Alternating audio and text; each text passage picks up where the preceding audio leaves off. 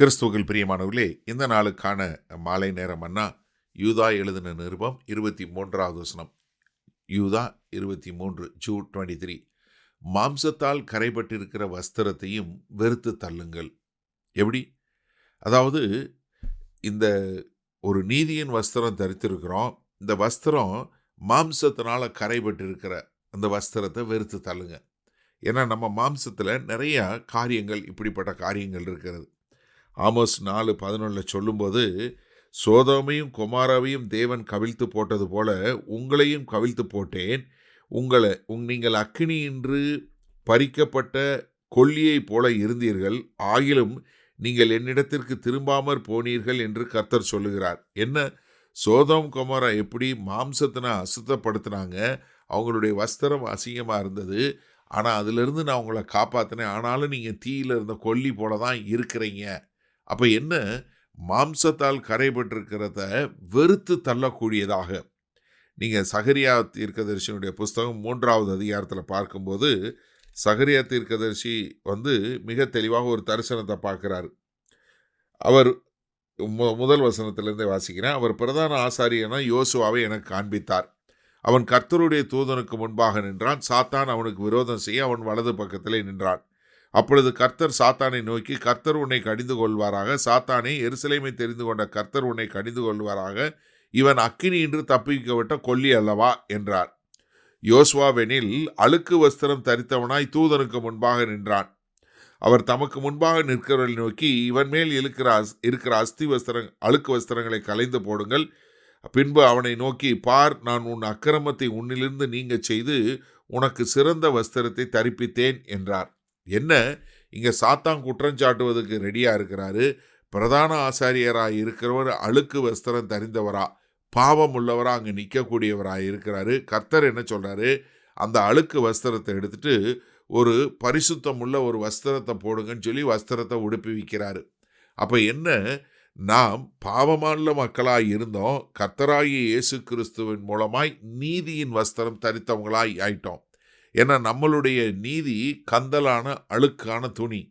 ஏசாயா 64:6 பார்க்கிறோம். ஆனால் கர்த்தரோ நீதியின் சால்வையை நமக்கு போர்த்துகிறார். அப்போ என்ன?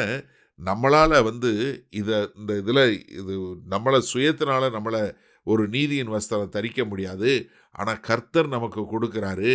அதனால் மாம்சத்தால் கரைபட்டிருக்கிற அந்த வஸ்திரத்தை நம்ம வெறுத்து தள்ளக்கூடிய மக்களாக, பாவத்தை நாம் வெறுக்காத வரை நம்ம என்ன பண்ண மாட்டோம்? அதை விட்டு விட மாட்டோம். எபிரேயர் 1வது அதிகாரம் 9வது வசனம் சொல்லும்போது என்ன சொல்லுது?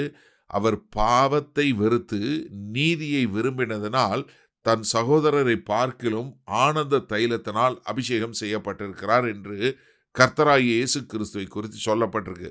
அப்போ என்ன? பாவத்தை வெறுக்கக்கூடிய ஒரு தன்மை வரும்போது தான் உங்கள் மாம்சத்தில் வரக்கூடிய பாவத்தை வெறுத்து நீங்கள் என்ன பண்ணுவீங்க? கர்த்தருடைய நீதியின் வஸ்திரத்தை தரித்து கொள்ளக்கூடிய மக்களாக இருப்பீங்க. சரி, இதனால் இந்த வசனத்தை நம்ம எப்படி எடுத்துக்கொள்வது? இந்த செய்தியை கேட்டுக்கொண்டு இருக்கிற நீங்கள் பாவத்தை வெறுக்கக்கூடிய மக்களாக இருக்கிறீங்களா?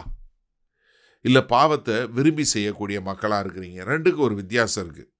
அதாவது நிறைய பேர் பாவம் செய்யும்போது கஷ்டப்பட்டு செய்வாங்க, சிலர் விருப்பப்பட்டு செய்வாங்க. எப்படி அப்படின்னு கேட்டிங்கன்னா, இந்த தண்ணி அடிக்கிறது, இல்லை ஆல்கஹால் குடிக்கிறது, இல்லை சிகரெட் பிடிக்கிறது, இல்லை இந்த மாதிரி ஆபாச படம் பார்க்கறது, இப்படிப்பட்ட காரியங்கள் பார்க்குறவங்க பாவத்தை வெறுக்க முடியாமல், பாவத்தை வெறுக்கக்கூடியவங்க, ஆனால் அதிலிருந்து விடுதலை பெற முடியாமல் இருக்கிறவங்க இருக்கிறாங்க. இப்போ உதாரணத்துக்கு நான் சொல்லணுன்னா, ஒரு சிலர் அந்த ஆல்கஹால் குடிக்கிறவங்க, அவங்க குடிக்கக்கூடாது அப்படின்னு நினச்சிட்டு இருப்பாங்க. ஆனால் ஒரு 3 மாதம் இருப்பாங்க. ஒரு நாள் அவங்களுடைய எங்கேயாவது ஒரு பார்ட்டிக்கு போனாங்க. அவங்க நண்பர் ஒரு இது ட்ரிங்க் கொடுத்தாரு அப்படின்னு சொன்ன உடனே அவங்க கண்ட்ரோல் பண்ணாமல் குடிச்சிருவாங்க. அதுக்கப்புறம் அவங்களால விடவே முடியாது. அதுக்கப்புறம் என்ன பண்ணுவாங்க? ஐயோ, நான் இதை ஏன் குடித்தேன் அப்படின்னு சொல்லக்கூடிய ஒரு காரியம். அதே மாதிரி தான் சிகரெட் பிடிக்கிறான், இல்லை ஆபாச படம் பார்க்குறதா. ஆனால் என்ன வரும்னா, அவர்கள் இப்படியே தங்களை நிந்தித்து கொண்டே இருப்பாங்க. ஆனால் என்னைக்கு அந்த பாவத்தை வெறுக்கிறாங்களோ, இது பாவம் என்று அதை வெறுக்கிறாங்களோ, அப்பொழுது தான் அதை விட முடியும்.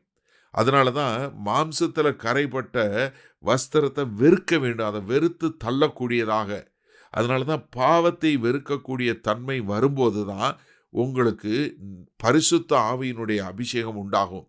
அப்போ பாவத்தை வெறுக்கக்கூடிய ஒரு தன்மை எப்போ வரும்? நான் கர்த்தருக்கென்று வாழ வேண்டும், நான் கர்த்தருடைய பிள்ளை, நான் நீதியின் வஸ்திரம் தரித்தவன் என்கிற ஒரு எண்ணம் வரும்போது அதை வெறுக்கக்கூடியதாக. அப்போ எனக்கு அருமையான சகோதரனே சகோதரியே, உங்கள்கிட்ட பாவத்தை வெறுக்கக்கூடிய தன்மை வந்துருச்சா?